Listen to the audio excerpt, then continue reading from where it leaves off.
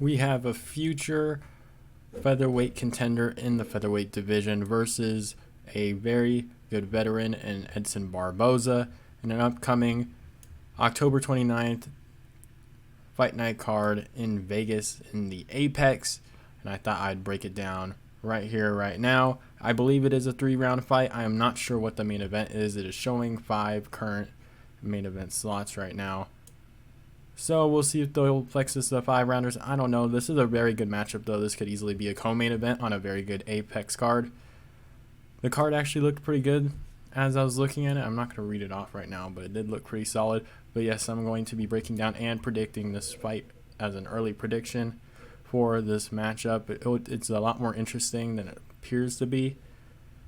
But yeah, let's get into the physicals of this fight. We have 22-11 Edson Barboza versus a 12-0 Ilia Topuria.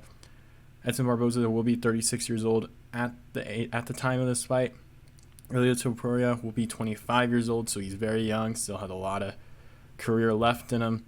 Edson Barboza will have 4 inches in height on him.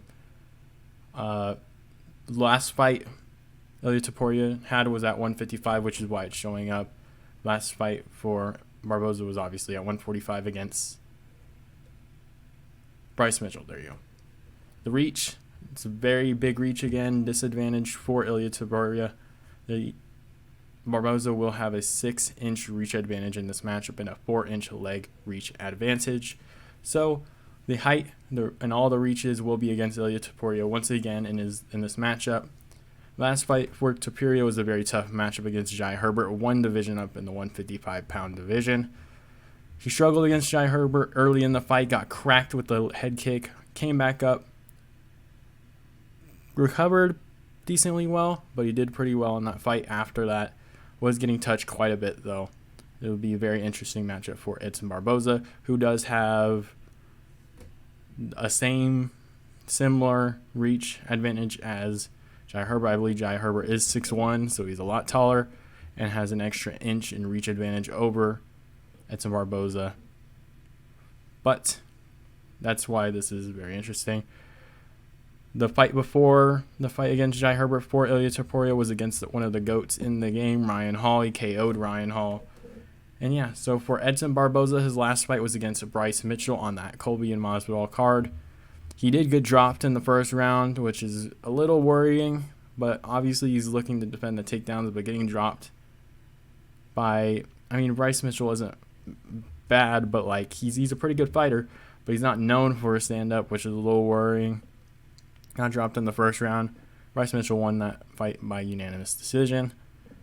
And then before that, he lost against Giga Chikadze in a 5-round main event where he got TKO'd in the 3rd round after getting dropped multiple times, put into like a Darce choke. He was able to get out of it and then got knocked down again, where Jason Herzog ended the fight. Ilia will have a very tough matchup against Edson Barboza. The reach is the biggest thing in this fight. If they had similar reaches, similar heights, this wouldn't be as worrying. But obviously, Edson Barboza has some great kicks. He's going to go after Ilia Topuria's legs. I don't know if he's going to be able to get. I think Ilia Topuria will probably be able to check some of them. Maybe Topuria will probably rush in. Maybe use his wrestling. He has some pretty good wrestling. The wrestling advantage here will probably be an issue for Edson Barboza. He might have to worry about the grappling from Ilia Topuria, make him a little more hesitant on the feet, and then with Topuria's power, he can set that up, use his wrestling as an advantage, and make Edson Barboza very worried about that, and then crack him. I don't want to say KO, but probably TKO Edson Barboza in the 2nd round. But yes, I can kind of see Ilia Topuria if he is having trouble on the feet, where he's just getting pieced to the body and the legs. He's like, crap, I can't stay up here for much longer, else I'm going to be done. I'm going to get injured. You can probably take this fight to the ground and then just ground and pound Barboza to the end of the 1st and then finish him off in the 2nd round by catching him. But yes, I am going to give this fight to Ilia Topuria. So I guess that sounded kind of weird. But if he wins this fight, he'll move up, obviously. I'm happy he's back at the 145-pound division. 155 pounds was very worrying. I don't know if he should take the Patty fight.